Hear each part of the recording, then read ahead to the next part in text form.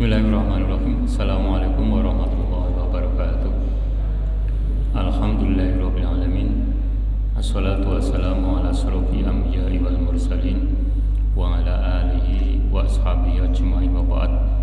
Ittaqullaha haqqa tuqatih wa la tamutunna illa wa antum muslimun. Bapak, ibu-ibu, hadirin wal hadirat rahimakumullah.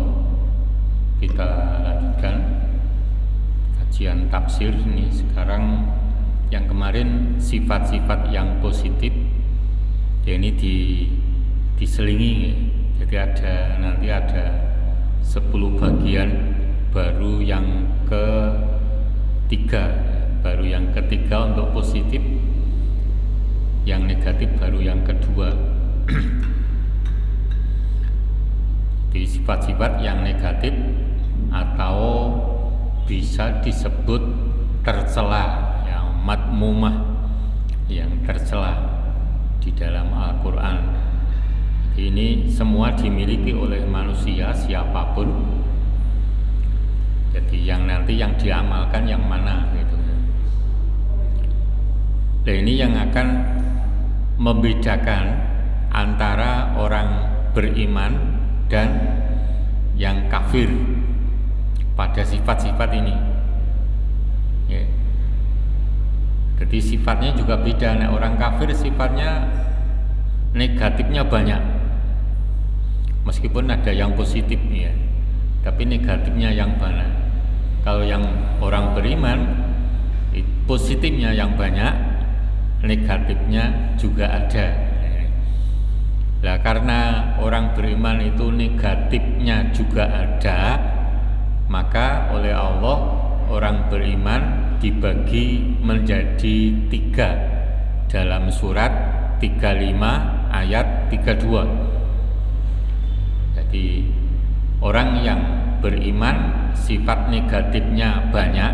Ini banyaknya ukuran orang beriman, tidak sebanyak orang kafir. Jadi banyaknya beda dengan orang kafir. Sifat negatifnya banyak, ini ukurannya orang beriman. Kemudian yang kedua sifat negatifnya sedang, dan yang ketiga sifat negatifnya betul-betul tidak ada. Di Allah membagi seperti itu. Nah, yang ketiga ini jumlah orangnya hanya sedikit gitu. Jadi betul-betul mampu mengendalikan nafsunya yang mengajak kepada yang negatif. Langsung aja yang pertama untuk bagian kedua, serba cepat atau tergesa-gesa. Ini semuanya mesti punya. Lah, Islam mengajarkan untuk tidak tergesa-gesa. Wa yata'ul insanu bisyarri du'ahu bil khair. Ini contohnya ayat ini. Al-Isra ayat 11. Dan manusia berdoa untuk kejahatannya sebagaimana ia berdoa untuk kebaikan.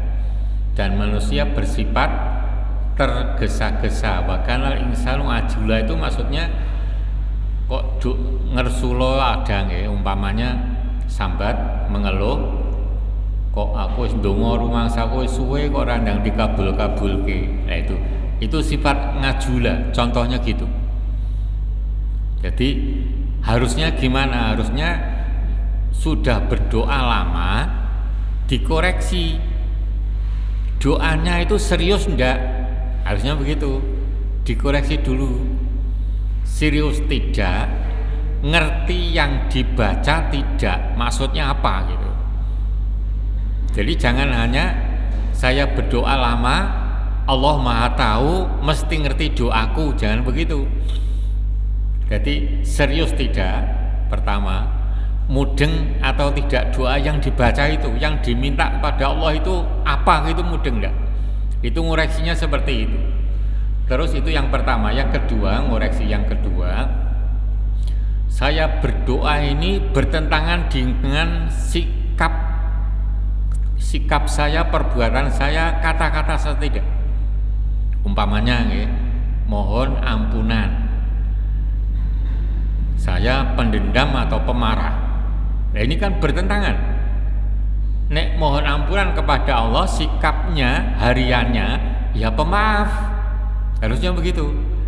Ini mempengaruhi doa Bapak-bapak ya. Jadi jangan dikira aku wis ndonga kok ora ndang dikabulke, berarti doanya bener, belum tentu. Jadi yang pertama tadi ya sungguh-sungguh paham atau tidak yang diminta, dikoreksi terus. Yang kedua, yang saya minta sesuai dengan saya tidak. Diminta kaya, kerjanya males. Nah, ini berarti tidak sesuai. Allah tidak akan mengabulkan nanti. Yang ketiga, yang dimakan halalan thayyiban tidak. Nah, ini yang dikonsumsi. Jadi dapat rezekinya halal atau tidak. Kalau rezekinya halal, caranya mendapatkan halal atau tidak. Yang lalu sudah lama dijelaskan tentang haram itu dalam bahasa tafsir ada 3 istilah. Ini nek diterjemah semuanya haram ya. Satu namanya sama haramun, artinya ya haram gitu. Hukumnya nek dimakan haram gitu ya. Ini konsumsi ya. Contohnya zatnya sudah haram seperti daging babi, itu sudah haram. Darah sudah haram, ini darah yang mengalir dari dagingnya loh ya. Nek darah yang campur daging itu dimaafkan, jadi darah yang makfu, jadi dimaafkan. Jadi umpama makan daging di dalamnya ada darah gumpal, sudah termakan, itu halal, makfu namanya. Jadi tetap haram, ning dimaafkan, itu namanya haramun. Yang kedua maksun.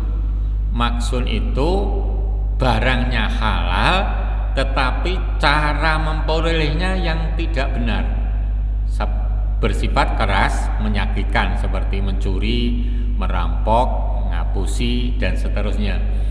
Itu namanya maksun ya. Jadi barangnya halal, namun cara memperolehnya yang tidak benar. Yang ketiga suhtun. Suhtun itu barangnya halal tapi cara mendapatkannya tidak benar, yang bersifat rendah, hina, memalukan, kadang menyenangkan. Ini memalukan nek konangan, seperti hasil pelacuran, mucikari, judi dan lain-lain, itu masuknya pada suhtun. Hasilnya itu haram hasilnya. Jadi tentang haram yang semacam itu. Jadi doa kita jangan punya persepsi mesti doanya benar. Tapi kok radang dikabul, doa saya yang salah yang mana ya? Harusnya begitu.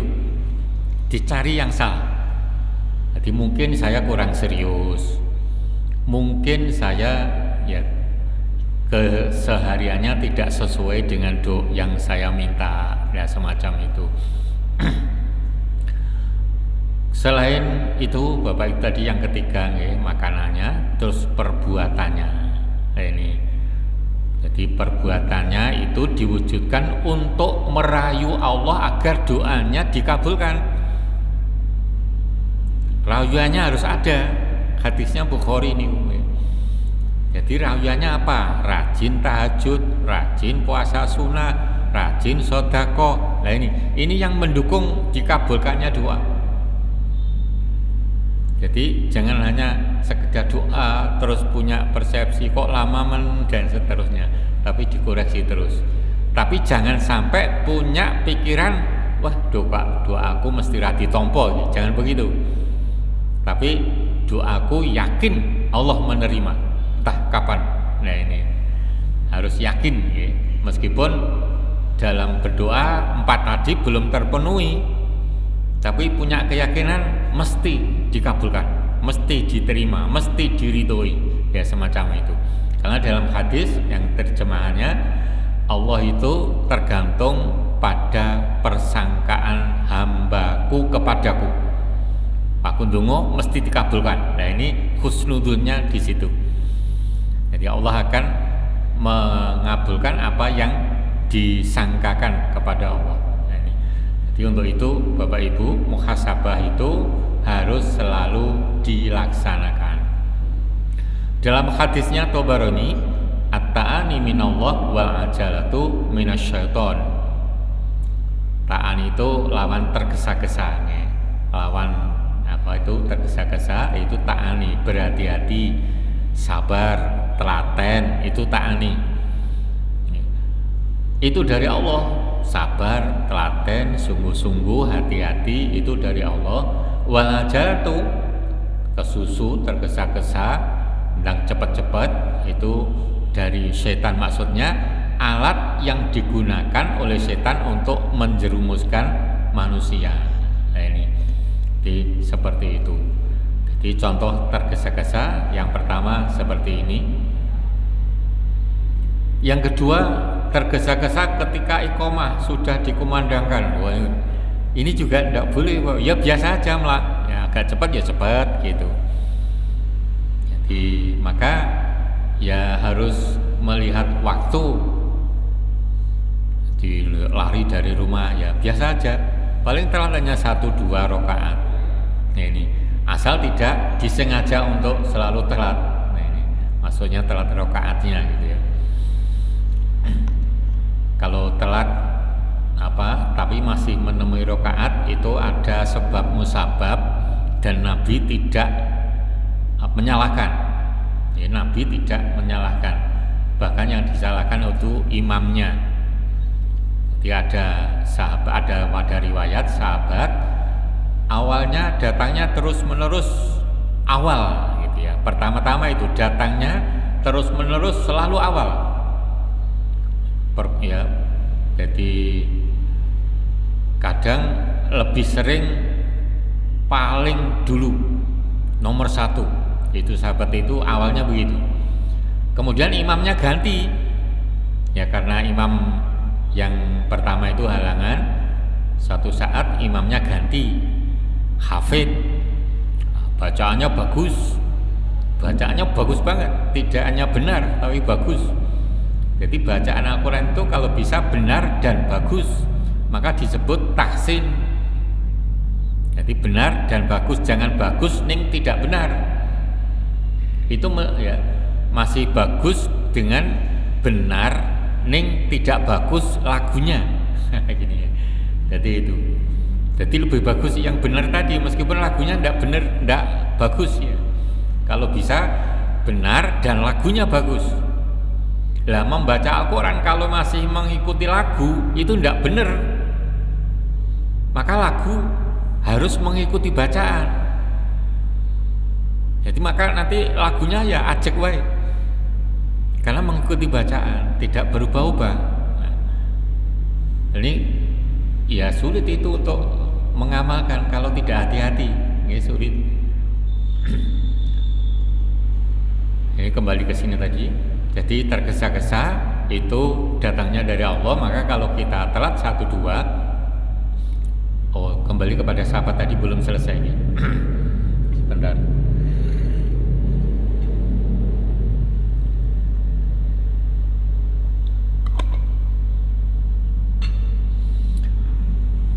Ya, setelah diimami oleh sahabat kedua yang bacanya bagus, itu untuk salat subuh yang dijelaskan ya. Terus sahabat yang dulunya datang pertama itu kebanyakan itu terus nelat diperkirakan nanti bacaan setelah Fatihah itu tinggal sedikit, nah gitu. Terus hal itu oleh sahabat yang lain, teman-temannya diaturkan ke Nabi. Wahai Nabi, sahabat A itu biasanya nek datang ke masjid paling dulu.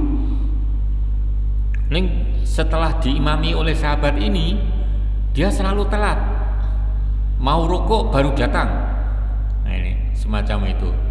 Terus Nabi tanya pada sahabat yang imami, kamu setelah Fatihah membaca apa? Membaca surat ini sampai berapa ayat? Pakai surat Al-Mi'un. Al-Mi'un itu surat yang jumlah ayatnya lebih dari 100. Satu rakaat loh, 100 ayat lebih. Wah ini kalau anak sudah tidak ada jamaahnya kali ya. Terus imamnya itu yang disalahkan oleh Nabi. Kalau begitu dirubah, itu tidak tepat. Meskipun bacaannya bagus dan benar. Jadi itu yang diingatkan malah imamnya. Nah, kalau telatnya seperti itu ya bisa dimaklumi. Jadi bacaan imam itu boleh digunakan untuk alasan telat ning tidak telat banget. Nah gini. Tidak telat banget. Bacaannya jelek, lama lagi. Nah ini. Nek bacanya bagus, lama, agak mendingan dirungokne, ya, semacam itu. Nah ini untuk itu Bapak-bapak, dalam kita membaca Al-Quran belajar terus. Bisa belajar lewat internet, itu macam-macam bacaan, macam-macam versi, sesuai dengan ilmunya. Ilmu bacaan, bukan ilmu tahsin saja, tidak hanya ilmu tahsin tapi ilmu bacaan. Ilmu bacaan itu barangkali di tahsin tidak ada, barangkali loh ya. Saya pernah menemukan ilmu bacaan di tahsin tidak ada yang dimiliki oleh teman-teman saya. Oh ini harusnya ada, oh ada toh, ini dasarnya mana? Kitab ini. Itu diajarkan di tafsir. Kalau buku tafsir itu di tafsir Jami'ul Ahkam oleh Imam Qurtubi, terus tafsir Imam Tobari, terus tafsir fi Dalil Quran. Nah itu diajarkan. Ya yang paling banyak mengajarkan itu di Jami'ul Ahkam tentang ilmu qiraah, ilmu membaca ya. Jadi di luar ilmu tahsin. Kembali ke sini. Nah ini dasarnya riwayat Muslim. Kalau sholat itu tidak boleh tergesa-gesa, biasa aja, nah gitu ya. Mau cepat ya cepatkan sedikit, nah gitu, semacam itu. Tergesa-gesa untuk menghabiskan makanan ini juga tidak boleh, ya. Nanti keselak, kelelekan. Nah ini contoh, ini tetangga saya sekarang masih hidup, tapi di desa, ya. Jadi sudah kencan untuk berangkat kerja pagi-pagi dengan temennya itu agak jauh, nggak tak ampiri, kata temannya begitu. Ya, terus diampiri lagi sarapan tur yang dimakan geduk Bapak Ibu. Cuman jenengan perso geduk nih. Lah bareng diampiri, leh mam dicepetke, kesereten semaput loh. Wah ini sampai tidak bisa bernapas itu, matanya balik sampai putih semua. Malah kerjanya telat terusan akhirnya. Ini contoh gitu. Ya jangan ditiru, makan itu ya biasa, prasojo aja ya. Yang keempat, cepat dalam bicara. Nah, ini terutama bagi penceramah, khotib, mubaligh. Jadi wis cepet buanter ora cetok misalkan gitu. Itu tidak dibolehkan. Hadisnya rawahu Abu Dawud. Nabi itu kalau ceramah, kata-katanya yang disampaikan seolah-olah bisa dihitung. Jadi cetok banget. Bapak-bapak, ibu-ibu, hadirin wal hadirat rahimakumullah, Islam mengajarkan tentang, umpamanya begitu. Ini umpama aja, tidak persis itu. Jadi seolah-olah kata demi kata bisa dihitung. Jangan nah, itu sama itu ya. Jangan semacam itu. Jadi cetok perlahan-lahan, ada temponya, nah gitu semacam itu. Tidak menggebu-gebu boleh, tapi masih jelas. Jadi jangan berdalih menggebu-gebu ning ora cetok. Nah itu. Jadi melanggar hadis ini. Jadi itu. Oh kalau begitu yang bicara seperti ini banyak. Ya mungkin belum baca hadis ini. Jadi meskipun rajin menyampaikan ning kurang sinau bisa saja. Makanya menyampaikan itu tirulah Nabi. Laksanakan dulu baru kamu menyampaikan.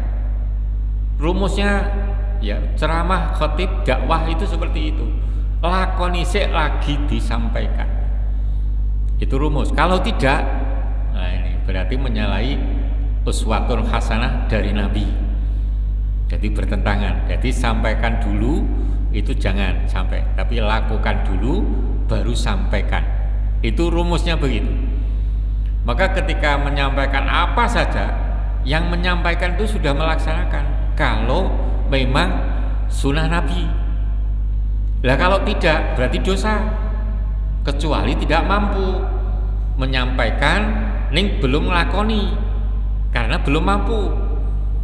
Nah itu saya pernah itu Bapak Ibunya, pernah disuruh menjang manten ning saya masih Joko, terus dilokke konco, Pak Hilal itu jarkoni pinter ujar ra iso nglakoni.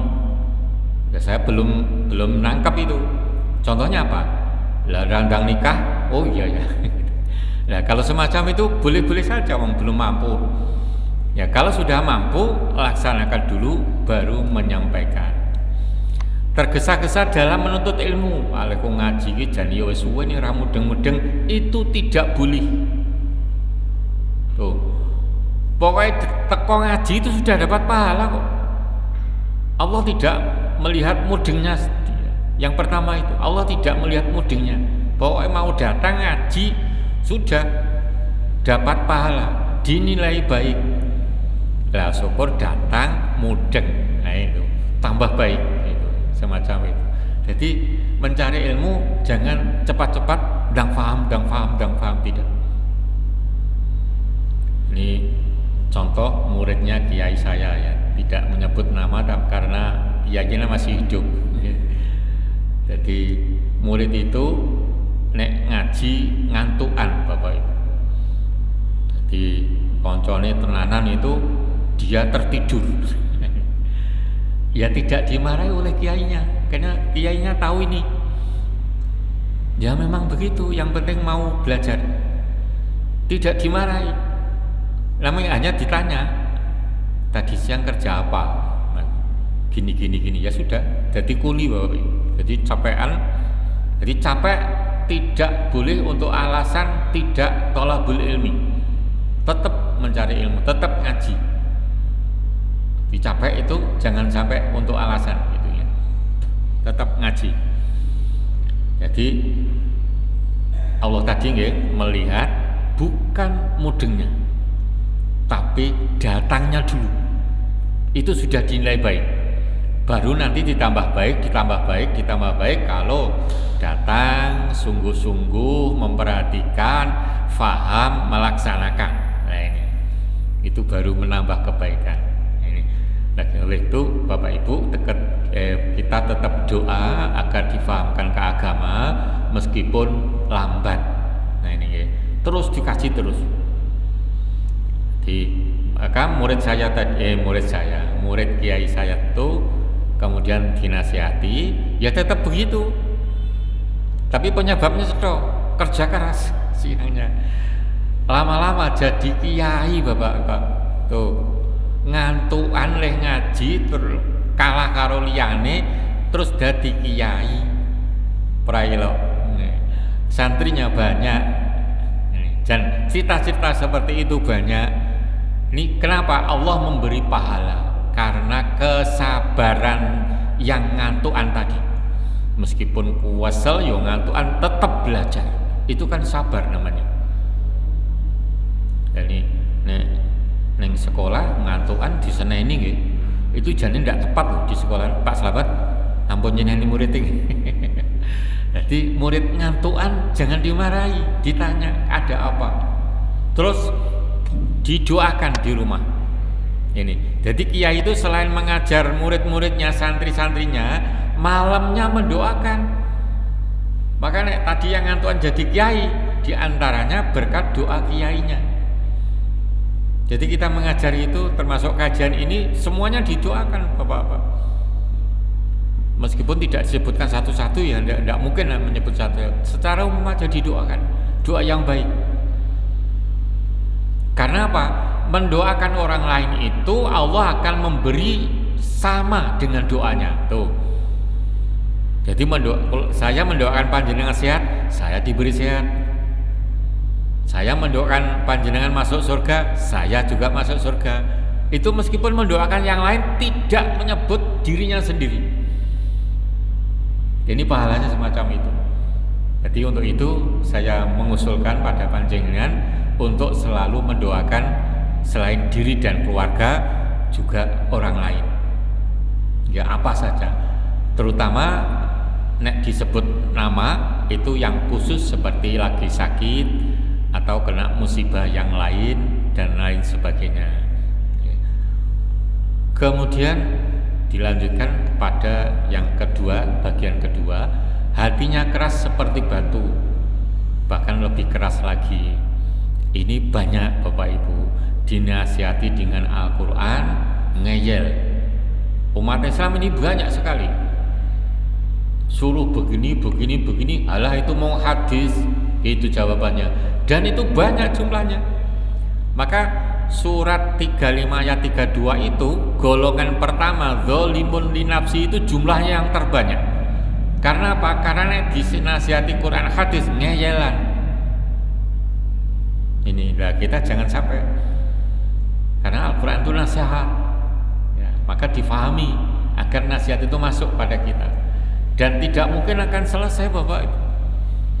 Kita ngaji terus gitu tidak mungkin akan selesai nanti. Dan Allah tidak mengharuskan untuk selesai. Yang penting istiqomah. Jadi sungguh-sungguh istiqomah. Kan Allah mengatakan surat Taghabun ayat 16, fattaqullaha, bertakwalah kepada Allah. Caranya apa? Wasma'u wa ati'u wa anfiqu. Wasma'u dengarkan, wa ati'u taat, wa anfiqu infak. Itu artinya, maksudnya wasma'u belajarlah. Wasma'u belajarlah. Tuh. Jadi takwa itu diraih dengan belajar. Wa ati'u istiqomah, ajek. Ini maksudnya. Jadi belajar itu harus istiqomah. Terus jangan datnyeng, lagi dat seruwagep, lagi nyeng, wah ndak karuan. Padahal banyak mananya Pak, nyeng atau dat. Nah, ini. Terus wa anfiqu, mau berkorban.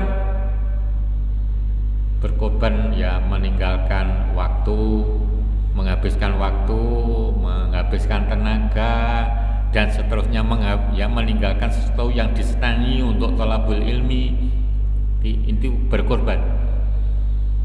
Jadi sebagaimana anak Adam ya, yang membunuh adiknya, itu kan diantaranya oleh Allah disuruh menyembahkan pengorbanan atau persembahan. Jadi Adam itu punya anak pertama Dampit pirsa nggih, kembaran lanang wedok, yaitu Qabil dan saudarinya perempuan. Itu pertama, anak kedua Habil, kembar. Lah, terus turun perintah dari Allah suruh menikahkan silang. Qabil mendapatkan adiknya, Habil mendapatkan kakaknya. Itu perintah Allah. Terus disampaikan oleh Adam kepada kedua anaknya. Qabil nesu. Setelah nesu, Adam bingung, berdoa mohon solusinya, terus diberi solusi agar keduanya memberikan persembahan, bukan berkorban. Nah ini kadang mubalagh menyampaikan korban itu pakai ayat ini, itu keliru. Qabil persembahannya berupa tanaman, karena Qabil itu mata pencariannya bertanam, tanaman biji-bijian yang kualitasnya jelek. Sementara Habil itu beternak, ternaknya luar biasa. Persembahannya dipilih ternak yang bagus-bagus. Itu Habil ya. Setelah itu Allah menerima persembahannya Habil. Nah, Qabil nesu membunuh Habil kan gitu. Itu sudah dinasihati, Mas Qabil, mbok jangan wong itu melanggar, nanti dosanya besar loh. Nekat, diuju-uju oleh setan. Surat 22 ayat 52 itu. Diuju-uju oleh setan, harus dibunuh. Akhirnya begitu membunuh, selesai membunuh langsung menyesal. Ini setannya ngalih setelah membunuh, biar menyesal dulu. Nah ini itu ringkas ceritanya seperti itu.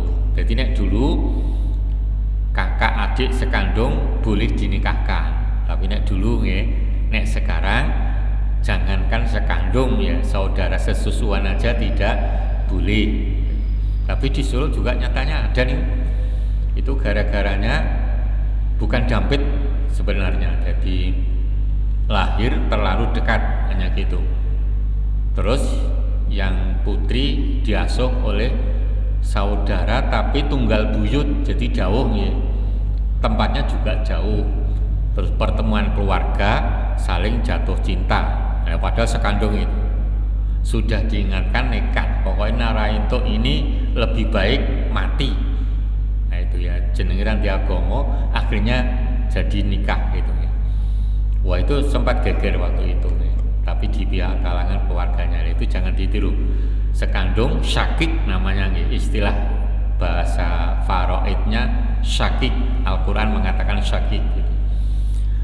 Banyak tertawa lalu tertawa tanpa sebab atau tertawa tanpa sebab. Kalau surat An-Najm ayat yang 60 wattahakuna walatabkun. Jadi sebetulnya kalau pelawak itu nek melihat ayat ini tidak tepat ya. Maksudnya yang tidak tepat itu bukan lucunya, ngakaknya. Ngakaknya itu tidak tepat nek nurut ajaran Islam.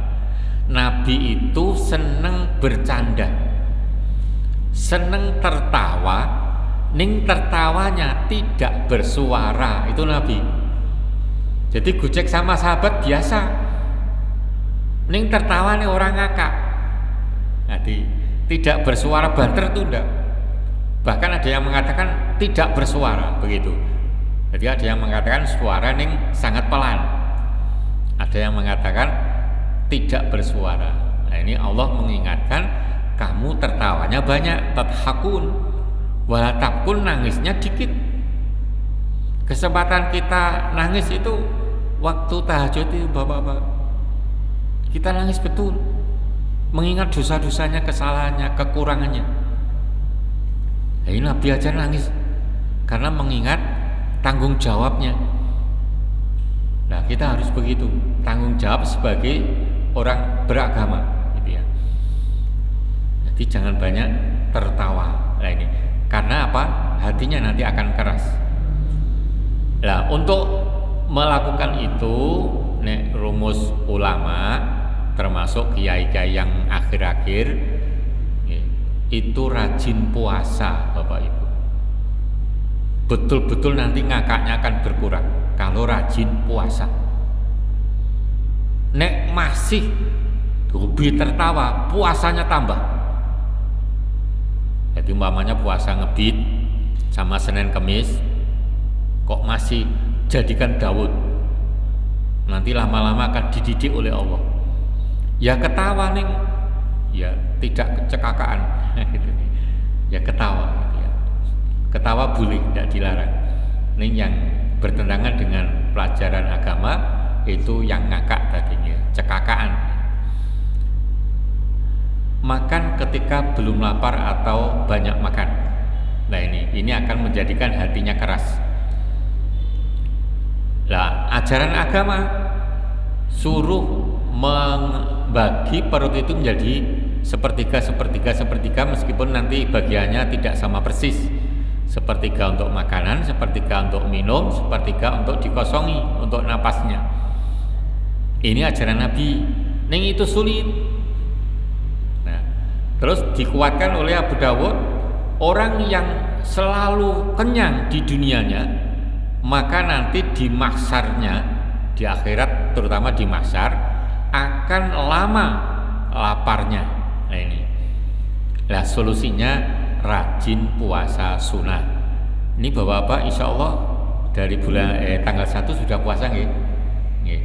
Mudah-mudahan sudah, paling tidak nanti tanggal 9 puasa. Puasa mulai tanggal 1 setiap hari boleh sampai 9. Setiap hari boleh. Diselang seperti Daud boleh. Tidak harus setiap hari. Jadi hadisnya ada beberapa memang. Ada yang Nabi itu puasa tis'an min Dzulhijjah, puasa 9 hari bulan Dzulhijjah. Ini ada yang penting puasa di awal bulan, nah gitu. Jadi pemahamannya boleh diurutkan 1 sampai 9, boleh di seperti puasa Daud, itu mulai tanggal 1. Mulai sekarang ya tidak apa-apa, masih ada beberapa hari. Karena bulan Dzulhijjah termasuk bulan haram. Jadi puasa terus sampai nanti tanggal 9. Dan tanggal 10, 11, 12, 13 dilarang. Sampai di sini ada yang ditambahkan Bapak-bapak?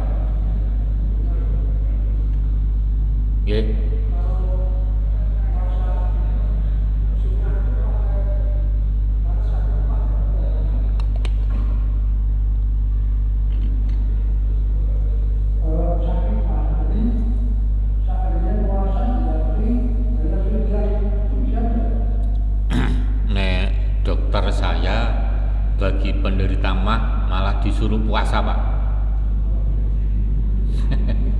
Malah disuruh puasa kepada pasiennya. Ada pasien yang ngeyel, ditanya, saya punya penyakit mah Pak dokter, kok suruh puasa? Kamu sudah nyoba untuk puasa pada sakit mah? Belum. Belum kok ngomong gitu, lagi dikut. Jadi dicoba dulu Pak. Jadi puasa punya sakit mah, nekat puasa dicoba dulu. Nek dicoba mati, alhamdulillah dalam keadaan puasa. Tuh. Beruntung dicoba sembuh, alhamdulillah loh. Keuntungan 2 toh. Untung terus. Dicoba dulu. Tidak fidyah Pak, sunah.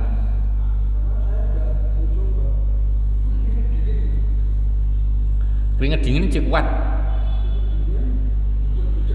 Lah nggih cek kuat toh. Cek kuat toh. Ini terus ya terus saja. Nanti lama-lama sehat. Saya ngalami sendiri beberapa tahun, lama Pak, ada 10 tahunan. Tapi sekarang alhamdulillah tidak. Saya itu kan tensinya rendah. Paling tinggi 110. Itu paling tinggi, itu aja sudah minum telur madu kunir 110. Terutama kalau mau pergi itu harus jamune nyepak ya, telur madu kunir itu baru nanti bisa diminum 2 kali. Itu nanti saya pernah tes, itu paling tinggi 110. Makanya puasa Ramadan habis ngasar itu saya tidak bisa kemana-mana karena pusing, betul-betul pusing. Jadi ngelekar terus habis ngasar itu selama bertahun-tahun. Terus ada Allah memberi solusi, disuruh minum habatus sauda. Nah ini setelah mengkonsumsi habatus sauda, pusingnya pindah ba'da maghrib. Nah ini alhamdulillah ini tidak sepusing waktu sebelum berbuka. Ba'da maghrib mesti pusing. Nah, kira-kira 1 tahun terakhir ini saya darah tinggi, ganti darah tinggi. Karena diabetes, ya. Diabetes itu lama-lama nanti tensinya mesti tinggi gitu. Nah ini tingginya tidak tinggi banget, tapi sudah tidak mengkonsumsi herbal untuk menaikkan tensi, tidak. Jadi puasa tetap biasa aja, tidak minum herbal untuk menaikkan tensi. Saya kemarin tes tensi itu 135, agak tinggi sedikit. Tidak makan apa-apa gitu. Ya. Jadi faktornya apa dok? Karena jenengan punya diabetes itu mesti nanti tensinya semakin tua semakin tinggi. Ternyata setahun ini benar gitu. Belum ada 1 tahun gitu. Habis saya sakit itu belum ada 1 tahun ya. Ya belum ada. Habis saya sakit itu tensinya sampai sekarang cenderung tinggi gitu. Nah ini Pak, jadi nanti Pak umpama menderita penyakit mah, saya dulu pernah Pak, obatnya gampang, ngemil pohong yang muda ning didang. Saya dulu nek komat kelintingan Pak, di sini di Pulungati ini sakit banget, mesti ndak kuat berdiri. Terus dikasih resep oleh teman saya dari Banyuwangi itu, makan ini aja gitu. Jadi pohong didang tapi yang muda.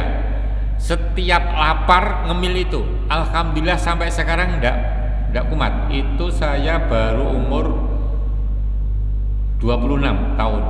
Jadi belum nikah.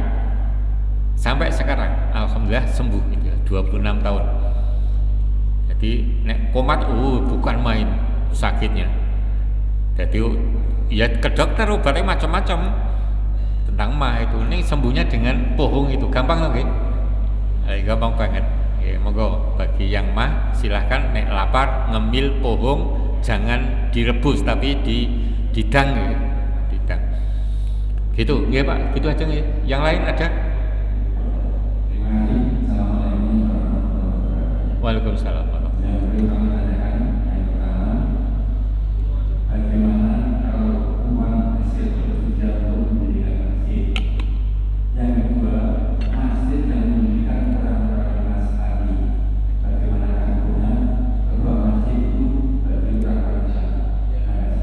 Ya, masjid yang didirikan dengan uang hasil judi hukumnya haram. Jadi kalau mau berdiri masjid dihancurkan aja. Di zaman Nabi ada masjid namanya Masjid Diror yang bangun musuhnya orang Islam, terus dihancurkan. Nah ini yang mendirikan musuhnya orang Islam. Ya untuk sholat mereka. Ini tujuannya lain-lain juga ada. Ya, di antaranya memata-matai, gitu. Terus dihancurkan. Kalau orang-orang non-Muslim mendirikan masjid untuk siapa? Ditanya dulu. Untuk umat Islam jangan dulu. Ya jangan dulu. Sejak dulu yang bangun masjid itu umat Islam, bukan umat yang non-Islam. Nah kalau bantu monggo. Sini mendirikan, ada orang yang bantu, ditanya dari mana asalnya, maksudnya hasilnya, ditanya dulu. Di tempat saya pernah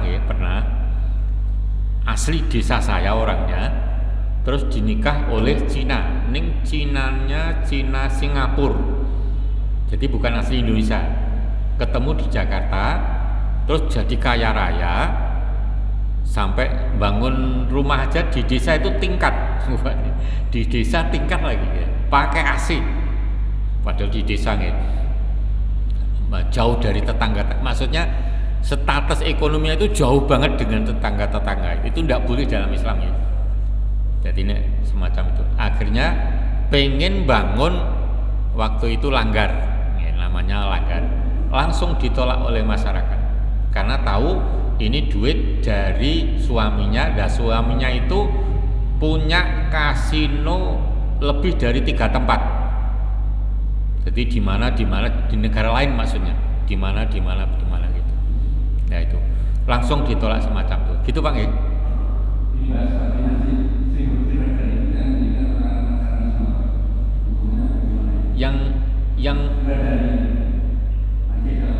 Yang besar itu loh.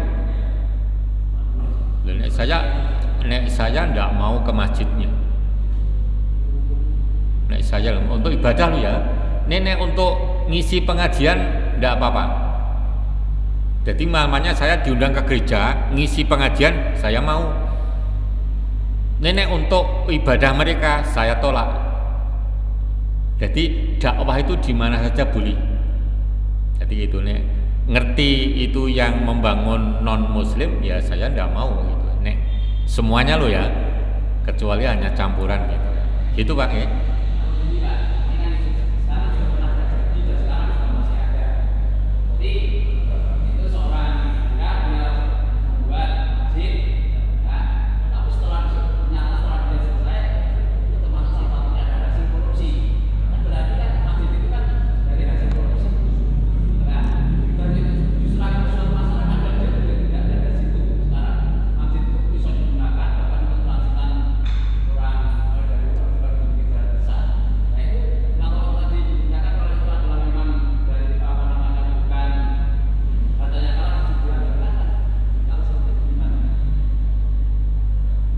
Itu betul-betul terjadi. Iurannya AC asli dari dia sendiri. Oh.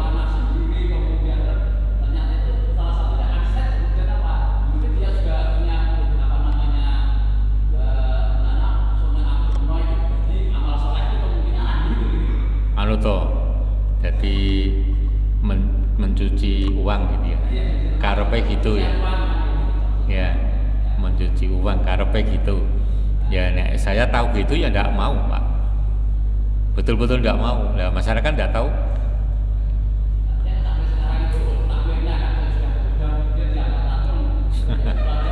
Iya. Ya. Kalau kecuali dia tobat, yang korupsi tadi tobat. Oh, nek tobat ya sudah. Nek kalau tobat itu sudah habis semuanya, korupsinya sudah tidak ada, Pak. Ya. Jadi kuncinya tobat itu. Karena orang kafir yang melakukan molimo, ya, begitu tobat, molimonya tidak dihitung oleh Allah, tidak direken. Kamu dari nol sekarang, gitu. Tapi kalau ketika kafir punya kebaikan, kebaikannya oleh Allah masih dihitung. Begitu masuk Islam, dosamu hilang, kebaikanmu masih, gitu. Dalam hadis. Jadi kalau dia sudah tobat berarti selesai. Korupsi, ya sama. Yang penting tobatnya itu. Ya soal tobatnya nasuhan atau tidak kita tidak tahu. Kita tidak tahu ya. Jadi kuncinya pada tobatnya itu, Pak. Kalau tobat ya sudah gitu. Itu. Sampun? Ada yang lain?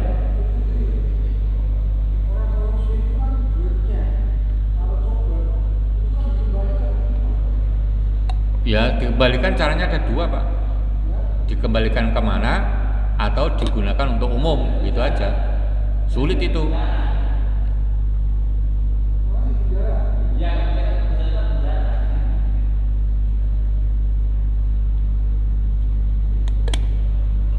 Yang penting tobatnya itu aja dulu. Soal mengembalikan sudah jelas nantinya. Masih ada yang lain? Kalau tidak kita tutup. Subhanakallahumma rabbana wa bihamdika asyhadu an la ilaha illa anta astaghfiruka wa atubu ilaik. Kurang lebihnya mohon maaf. Bila taufiq wal hidayah. Assalamualaikum warahmatullahi wabarakatuh.